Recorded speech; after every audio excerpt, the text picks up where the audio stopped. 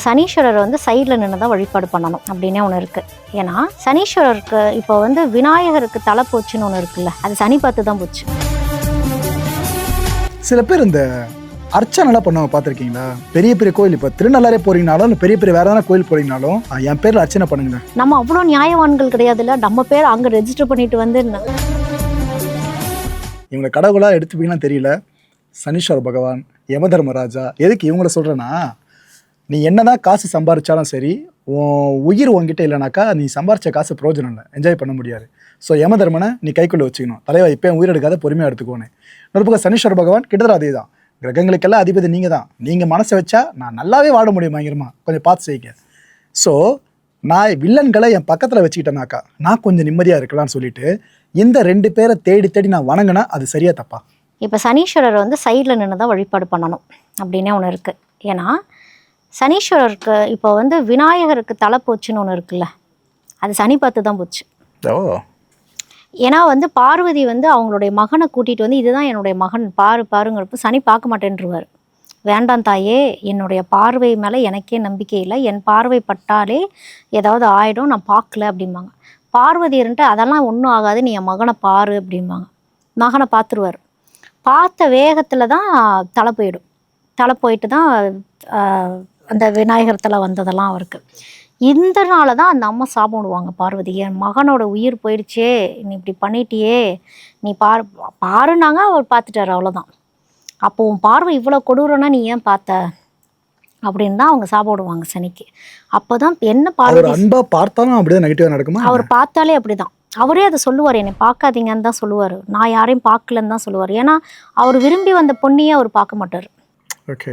ஏன்னா பார்த்தா அந்த பொண்ணுக்கே ஏதாவது ஆகும் அப்படிங்கிறது தான். அந்த பொண்ணு எப்படி அதை தாங்குது, அவருடைய கல்யாணம் பண்ற பொண்ணு எப்படி தாங்குது, அதனால நான் உன்னை பார்க்க மாட்டேன் அப்படின்னு. நீதிவானா தர்மத்தை காக்கணும்னா சாதாரண விஷயம் இல்லை. என்னோட பார்வையே அப்படிதான் அப்படிங்கிறது. அதனால தான் வந்து நிறைய பேர், நானே பார்த்துருக்கேன், இந்த தர்பாரீஸ்வரர் கோயிலுக்கெல்லாம் போயிட்டாங்கன்னா, சனீஸ்வரர் கோயிலுக்கு திருநள்ளாறு போயிட்டாங்கன்னா நல்லா நேருக்கு நேராக உட்காந்து பார்ப்பாங்க. நான் பார்த்துருக்கேன், நிறைய பேர் நானே பார்த்துருக்கேன். ஒருத்தரெல்லாம் நானே பார்த்துருக்கேன், ஃபுல்லாக நகையெல்லாம் போட்டுட்டு சாமியை பார்த்துட்டு நேரம் வந்துட்டு மோதிரத்தை காட்டுறாரு, இப்படி காட்டுறாரு. நான் அட கடவுளே, நீ யார்கிட்டப்பா காட்டுறது சனீஸ்வரர் நல்லா இப்படி மோதிரத்தை காட்டுறாரு எல்லாத்துக்கும். அவருக்கு சந்தோஷம் தாங்கல, சனீஸ்வரருக்கு நேரம் நம்ம உட்கார வச்சுட்டாங்கன்னு. நான் என்னையெல்லாம் கூப்பிடுறாங்க முன்னாடி வாங்கன்னு, நான் ஓரமாக நின்று அப்படியே பார்த்துட்டு அப்படியே போயிடுறேன். சனீஸ்வரருக்குலாம் அட்டெண்டன்ஸ் தான். எட்டி பார்த்துட்டு ஐயா நான் வந்துட்டேன், அவ்வளோதான். அவருக்கு தெரியும், நல்லது கெட்டது எல்லாமே தெரியும். நேராக ஆஞ்சநேயர்கிட்ட போயிடணும். எப்போவுமே வந்து சனிக்கு விளக்கு போட்ட கையோட சனிகிட்ட போய் எல்லா சாமியும் என்னை காப்பாத்துலாம் வேண்டக்கூடாது. நேராக ஆஞ்சநேயர்கிட்ட போய் ஓம் சம் சனீஸ்சாரியா நமகன்னு ஆஞ்சநேயர்கிட்ட சொல்லணும். ஐயா சனீஸ்வரர் பகவானை பார்த்துக்கங்க ஐயா. சனீஸ்வரர்கிட்ட இருந்து தப்பிக்கணும்னா ஆஞ்சநேயர் தான். இவரோட அவர் அவ்வளோ பவர்ஃபுல்லாங்க. ஆமாம், சனியே ஒருத்தங்கள்ட்ட மாட்டுச்சுன்னா ஆஞ்சநேயர்கிட்ட தான் மாட்டுச்சு. Okay okay. ஆஞ்சநேயர் சனி ஐயோ, எனக்கே நிறைய பேர் சொன்னது, நீ ஆஞ்சநேயர் தான் வழிபடணும், நீ அவரை கும்பிடுன்னு சொல்லிட்டு இருந்தாங்க. எனக்கா நமக்கு சிவன் அதுல மைண்ட் இருக்குமே, அப்புறம் தான் தெரியுது சிவனோட அம்சம் தான் ஆஞ்சநேயர். சிவனோட அம்சம் தான் அது. அது வாயு புத்திரன் இதுல வந்துருவாரு அவரு. ஸோ கோயில் முடிச்சுட்டு போறப்போ ஆஞ்சநேயர்கிட்ட முடிச்சுட்டு போகணும். இப்ப அந்த சன்னதியில் ஆஞ்சநேயர் சிலை, அந்த சின்ன சன்னதி இல்லைன்னா கண்டிப்பா சனீஸ்வரன் கோயில கண்டிப்பா இருக்கும். எல்லா சிவன் கோயிலாகட்டும், பெருமாள் கோயிலாகட்டும், எல்லா கோயிலுமே ஆஞ்சநேயர் இருப்பாங்க. ஓகே. ஏன்னா ஆஞ்சநேயரோட அம்சம் எல்லா இடத்துலயுமே இருக்கும். இவரை பார்த்துட்டு போயிடணும். சனியை பார்த்தா ஆஞ்சநேயரை பார்த்துடணும். சில பேர் இந்த அர்ச்சனைலாம் பண்ணுவாங்க, பார்த்துருக்கீங்களா? பெரிய பெரிய கோயில், இப்போ திருநள்ளாரே போறீங்கனாலும் இல்லை பெரிய பெரிய வேற எதனா கோயில் போறீங்கனாலும் என் பேர்ல அர்ச்சனை பண்ணுங்க. அதுதான் எனக்கு ஆச்சரியமாவே இருக்கு. அதை பத்தி தெளிவா சொல்லுங்களா, அது சரியா தப்பா? நம்ம அவ்வளோ நியாயவான்கள் கிடையாதுல்ல, நம்ம பேர் அங்க ரெஜிஸ்டர் பண்ணிட்டு வந்து, அதாவது நீ அர்ச்சனைன்னு சொல்லி சப்மிட் பண்ணிட்டாலே உன்னை பத்தி கடவுள் ஸ்கேன் பண்ண ஆரம்பிச்சிருவாரு.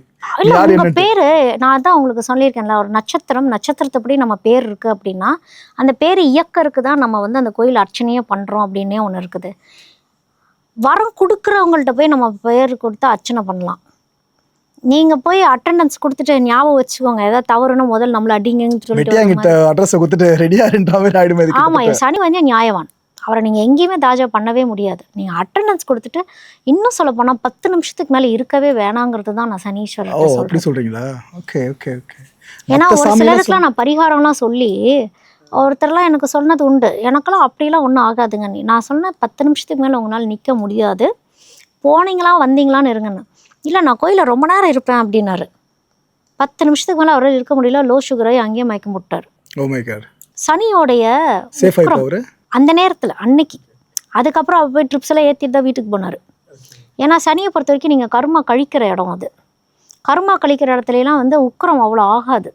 ஏன்னா சனீஸ்வரருக்கு உங்களுக்கு நல்லெண்ணெய் ஊற்றிக்கிட்டே இருப்பாங்க. அவரை கூல் டவுன் பண்ணுறதுக்கு நல்லெண்ணெய் அபிஷேகத்தை கொடுத்துட்டு வந்துடணும். சில பேர் நல்லெண்ணெய் கொடுத்துட்டு பார்த்துக்கிட்டே இருப்பாங்க. நம்ம நல்லெண்ணெய் நம்ம கொடுத்துருக்கோம், நம்ம அபிஷேகம் நடக்குது சார், அப்படிலாம் வேண்டக்கூடாது. அவருக்கு அபிஷேகத்தை நம்ம ஓரமாக நின்று பார்க்குறோமா, எதுவாக இருந்தாலும் ஓரமாக.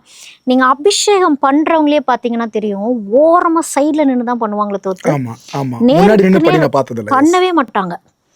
ஏன்னா பார்க்கவே கூடாது சனீஸ்வரர் அப்படிங்கிறது தான். ஏங்க இப்போ நம்ம பப்ளிக்காக உள்ளே போயிட்டு பக்தாலாக மாறி சாமியை கும்பிட்றதுனால இவ்வளோ ரெஸ்ட்ரிக்ஷன்ஸ் இருக்குது. ஆனால் அந்த சிலையை தொட்டு அபிஷேகம் பண்ணுறது, அலங்காரம் பண்ணுறது எல்லாமே பண்ணுறாங்களே.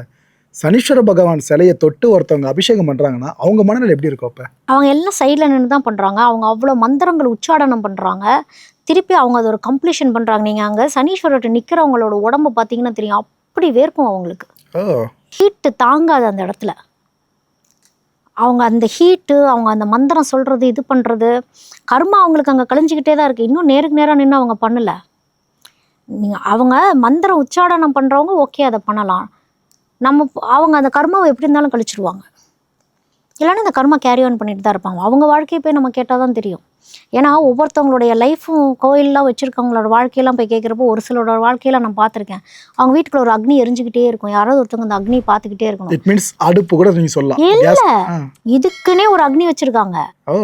கிட்டத்தட்ட 100 வருஷம் 150 வருஷம் எரிஞ்சிட்டு இருக்கிற ஒரு வீடெல்லாம் எனக்கு தெரியும். ஒரு அக்னி எரிஞ்சுக்கிட்டே இருக்கும் அவங்க வீட்டில். வீட்டுக்குள்ளே ஒரு அக்னி வச்சுருக்காங்க. 100 வருஷத்துக்கு மேலே ஆயிடுச்சுங்கிறாங்க.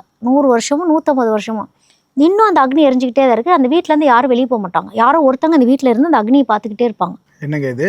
ஆமாம். ஏன்னா அது கேட்டப்போ தான் எனக்கு என்ன தெரிஞ்சதுன்னா, அவங்கெல்லாம் வேதம் ஓதுறாங்க, மந்திரம் சொல்கிறாங்க. அப்படிங்கிறப்போ ஏதோ ஒரு சாக்ரிஃபைஸுக்காக அவங்க வந்த காரணத்தினாலையும், இப்போ எல்லாத்தையும் நம்ம எல்லா வகையும் எல்லாரும் செழிப்புன்னு நம்ம சொல்லிட முடியாது. இந்த மாதிரி கஷ்டப்படுறவங்களும் இருந்துட்டு தான் இருக்கிறாங்க. ஆகம விதிகளை இன்னும் ஃபாலோ பண்ணிகிட்டு இருக்கவங்களாம் இருக்காங்க. கிட்டத்தட்ட அவங்க சொன்ன விஷயம்னா, நாங்களும் கொஞ்சம் சாக்ரிஃபைஸ் பண்ணிகிட்டே இருக்கிறவங்க அமைப்பு. நெருப்புங்கிறது ஒரு டிரான்ஸ்ஃபர்மேஷன். இந்த நெருப்பு எங்களுடைய முன்னோர்கள் கொடுத்துட்டு போனாங்க. அந்த அவங்க வீட்டில் அப்போ அவங்க ஒய்ஃப் இருக்காங்கன்னா அவங்க ஒய்ஃப் பார்த்துட்டே இருப்பாங்க. இல்லை அவங்க கிளம்பி போகிறாங்கன்னா, எங்கேயாவது போகிறாங்கன்னா, யாராவது கொண்டு வந்து விட்டுட்டு அந்த நெருப்பு அணையக்கூடாதுன்னு பார்த்துட்டு இருப்பாங்க. ஸோ அந்த மாதிரி ஒவ்வொருத்தவங்களுக்கும் ஒவ்வொரு விதி உண்டு. அது அவங்கள்ட்ட போய் நம்மளுக்கு கேட்டால் தான் தெரியும். ஒவ்வொருத்தரோட பேசும்போது அவ்வளோ விஷயம் உங்களுக்கே தெரிய வருது. இதை கேட்குறப்ப ரொம்ப புதுசாக இருக்குது. அடுத்ததாக பைரவர். எனக்கு தெரிஞ்சு நிறைய பேரும் பெருசாக தொடாத சாமி பைரவர் நினைக்கிறேன். நாயை வாகனமாக வச்சுருக்காரு. நாயை பைரவர்னு சொல்லி வணங்குற பல பேர் பார்த்துருக்கேன். கோமாதா சொல்லி மாட்டை வணங்குறவங்க நாயை வணங்குறாங்க. இதுவும் நடந்துட்டு இருக்கு. அந்த பைரவரை பற்றி ஃபுல்லாக சொல்ல முடியுமா? இந்த கால பைரவருங்கிறது சிவன். எனக்கு முதல்ல டவுட்டு, பைரவர் வேற கால பைரவர் வேறையா? காலன் பைரவர், பைரவருங்கிறது எல்லாம் ஒண்ணுதான். ஓகே, சொல்லுங்க. இந்த பைரவர் இது சிவன் இன்னொரு ரூபம் எடுத்தது தான். அது ருத்ர ரூபம் எடுத்து அந்த ரூபம் அந்த பைரவரோட ரூபம் என்னன்னா பொறுமை இல்லாத ஒரு ரூபம் அமைப்பு அவருக்கு. பிரம்மன் தான், நான் தான் பெருசுன்னு பிரம்மன் பேசுறப்போ அவரோட தலையை வெட்டிடுவார் காலபைரவர். அதனால தான் அவர் கையில் ஒரு தலை இருக்கும். ஓ, பிரம்மாவோட தலையாது? ஆமாம். அந்த பிரம்மாவோட தலை வெட்டினா அந்த தலை கீழே இறங்குறது, தலை கையில் மாட்டிக்கும். அந்த தலையோடையே ஒரு அலைவர். அந்த தலை எங்க போய் விழுகுதுன்னு ஒன்று இருக்குது. அந்த தலை பிரம்மஹத்தி தோஷம் மாதிரி. அதுதான் பிரம்மஹத்தி தோஷம். Okay okay okay. அந்த தலை எங்கே போய் விழுகுது? ஏன்னா ஒரு உயிரை எடுக்கிற அமைப்பு ஈசனுக்கே கிடையாது அப்படிங்கிறது தான். அது உக்கரத்தில் ஆணவம் இப்படியா அப்படிங்கிறது தான் அந்த தலையை வெட்டிடுவார் அவர். பாவம், அது பாவம் செஞ்சுட்டார். பிரம்மகத்தி தோஷத்தை அவர் வாங்கிட்டார். இந்த தோஷத்தை கழிக்கிறதுக்கு தான் பைரவர் அலைவர்.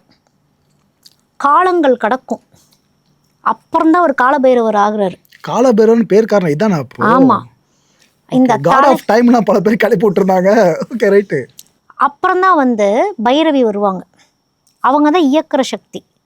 பைரவர் மட்டும் இல்லை, பைரவர் பைரவின்னு இருக்கப்போ அவங்க தான் இயக்கக்கூடிய அமைப்பாக அவங்க வந்ததுக்கு அப்புறமா தான் அந்த தலை ஒரு இடத்துல போய் விழுந்து அதுக்கப்புறம் பிரம்மகத்தி தோஷம் தீரும் அப்படிங்கிறதெல்லாம் ஒரு கணக்கு இருக்குது. அதுதான் காலபைரவர். அதனால தான் விதி மாறணும் அப்படிங்கிறதுக்காக காலபைரவர்கிட்ட போய் வழிபாடு பண்ணுவாங்க. அது எப்போ வழிபாடு பண்ணுவாங்கன்னா, முக்கியமாக ஞாயிற்றுக்கிழமை இல்லைன்னா தேய்பிரை அஷ்டமி. தேய்பிரை அஷ்டமி, வளர்பிறை அஷ்டமி, இந்த அஷ்டமியில் போய் பைரவருக்கு விளக்கு போடுறப்ப விதியோடைய ஒரு பேர்டன், ஒரு பாரம் அப்படிங்கிறது குறையும் அப்படிங்கிறது தான் அதோடைய அமைப்பு.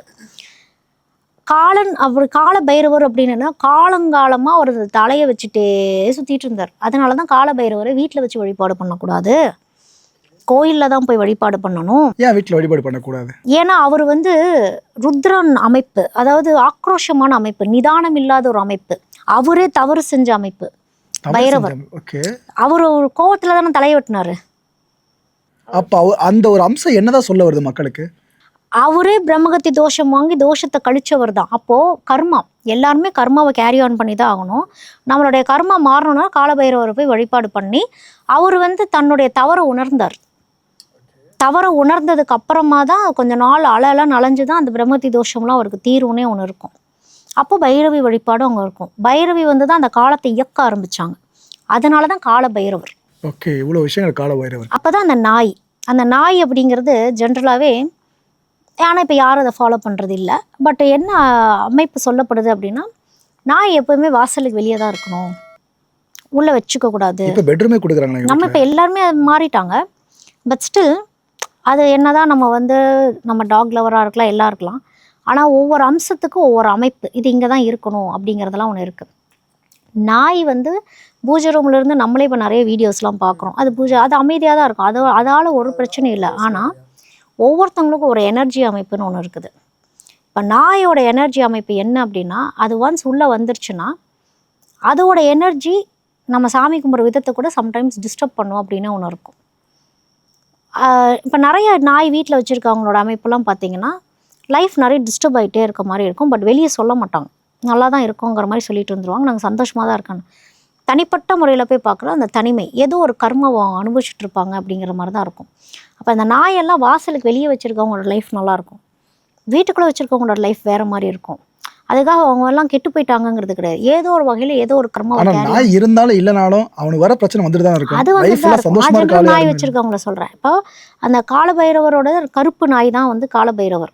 அது என்ன கலர்? கருப்பு நாய், வெள்ளை நாய், கருப்பு நாய்லாம் ஒன்று இருக்கும். ஓ, காலபைரவர்லயே? ஆமாம். இது வந்து காலபைரவர்கிட்ட கருப்பு நாய் தான் வந்து அந்த காத்துட்ருக்கிற ஒரு நாய், அதாவது வந்து இருளில் சொல்லக்கூடிய ஒரு அமைப்பு அப்படிங்கிறனால அந்த கருப்பு நாய். இப்போ எல்லா நாயும் அவங்க பார்க்க ஆரம்பிச்சிட்டாங்க. ஆனால் வந்து கருப்பு நாய் தான் காலபைரவருடைய நாயோடைய அம்சமாகவே இருக்கும் அப்படிங்கிறது. நாயை துரத்துறதுல கூட சில பேர் கேட்பாங்க, எந்த நாய் துரத்துச்சு, கருப்பு நாய் துரத்துச்சா, வெள்ளை நாய் துரத்துச்சான்லாம் கேட்பாங்க. அப்படி கேட்டு கருப்பு நாய் அது வந்து சில பேர்த்துக்கு பரிகாரமாகவே கருப்பு நாய் வச்சு வளர்த்துங்கலாம் சொல்லுவாங்க. பைரவரை வச்சு வளர்த்துங்க, பைரவர்னு பேர் வைப்பாங்க. ஓ, இப்போ வரைக்கும் நடந்து? ஆமாம், இப்போ வரைக்கும் அது நடந்துட்டு தான் இருக்குது. எனக்கு இன்னொரு டவுட்டுங்க, இப்போ பூனைகள் இருக்குல்ல, அதை மேக்ஸிமம் சுக்கிரன் கூட கம்பேர் பண்ணுவீங்கன்னு நினைக்கிறேன், ஒரு முறை நீங்கள் சொல்லியிருக்கீங்க. ஆனால் பூனைக்கும் நாய்க்கும் ஒத்தே போக மாட்டேது, எதுக்காக? அடித்து சாவடிச்சு சாப்பிட்றது, ஃபுல்லாக கடிச்சு தூக்கி போட்டுருதுங்க. அதான் பூனை வந்து தேவியோட அம்சம் தான் பூனை அப்படிங்கிறது. இது பைரவர் அம்சம் அப்படிங்கிறது என்னன்னா, அகெயின் அந்த ஆக்ரோஷமான அம்சம் தான். இந்த கூரிய பல் இருக்கிறது, அந்த நாய் அப்படிங்கிறது ஆக்ரோஷமான ஒரு அம்சங்கிறது. ஏதோ ஒரு வகையில் அந்த வெறித்தனம் வெளியே வந்துடுது அப்படிங்கிறது தான். இந்த பூனை அப்படிங்கிறது தேவியோட அம்சம் அப்படிங்கிறப்போ, இந்த பூனையோடைய கேரக்டரைசேஷனும் நாயோட கேரக்டரைசேஷன் பார்த்தீங்கனாலே நிறைய டிஃப்ரென்ஸ் இருக்கும். இந்த பூனை வந்து சூஸியாக தான் பழகும் எல்லாத்துக்கிட்டையுமே. அது ஒரு கெத்தாக தான் இருக்கும், யார்ட்டையும் வம்புக்கெல்லாம் போகாது பூனை. அது நம்மள வளர்க்குற மாதிரி ட்ரீட் பண்ணும். அது அப்படி தான் ட்ரீட் பண்ணும். நான் வளர்க்குற ஒரு 8 பேர் இருக்காங்க வீட்டில், எல்லாம் என்ன பார்க்குறது என்ன அவங்க ப்ரொடெக்ட் பண்ணுறாங்க அப்படி தான். ஆமாம், அவங்க அப்படி தான் பார்ப்பாங்க. ஏன்னா அதுதான் தேவியோடைய அம்சம். அது கிட்டத்தட்ட தாயின் அம்சமாகவே அது பார்க்கப்படுது அப்படிங்கிறது தான். அவங்க வந்து ஜேஷ்டா தேவியோடைய அம்சத்தில் வருவாங்க பூனை எல்லாமே. அந்த ஜேஷ்டா தேவியோட அம்சமே நம்ம பார்த்திங்கன்னா அவங்களும் ஏதோ ஒரு வகையில் அழிஞ்சாங்க அப்படிங்கிற மாதிரி தான் இருக்கும். அதுவும் பார்த்திங்கன்னா சிவன் ருத்ரதாண்டவம் ஆடின ஒரு அமைப்பு, சொன்ன பேச்சு கேட்காம போன அமைப்பு, இந்த கதைகள்லாம் மறுபடியும் அதில் போய் கனெக்ட் ஆகும் அப்படின்லாம் ஒன்று இருக்குது. அகெயின் அது கர்மா. ஸோ அகெயின் அது பைரவர். ஸோ அந்த பைரவருக்கு இந்த அம்சம், இந்த கோலத்தை பார்க்கக்கூடிய ஒரு பொறுமை அப்படிங்கிறது நாய்க்கு கிடையாதுன்னே ஒன்று இருக்கும். நாயோடைய ஃபீலிங், இதோட எனர்ஜி, கிராஸ்பிங் எனர்ஜி எல்லாமே வேறு. அப்பா, இது வேற மாதிரி இருக்கு அந்த விஷயம். சூப்பருங்க. அடுத்தபடியா இதை நம்ம சொல்லிட்டோம்னு வச்சுக்கோங்க, எங்க வீட்டில் நாயும் பூனையும் ஒன்றா தான் வளருது பாருங்க நாங்கள் இப்படி பழக்கிட்டோம் அப்படின்னு சொல்லிட்டு இருப்பாங்க. இது அந்த மாதிரி இல்லை, இது நம்ம எனர்ஜி லெவல்ஸில் சொல்லிட்டு இருக்கோம். இது வேற ஒரு பெர்ஸ்பெக்டிவ்ல பார்க்கணும். இல்லை, நம்ம வீட்டில் வளர்க்குறதுங்கிறது வேற, நம்ம வெளியில காமனாக பார்க்குறப்ப நம்மளுக்கு தெரியும். ஒரு நாய் பூனையை பார்த்தா என்ன துரத்துதுங்கிறது நம்மளுக்கு அனுபவப்பட்டிருக்கேன், அதான் வழியில் சொல்கிறீங்க.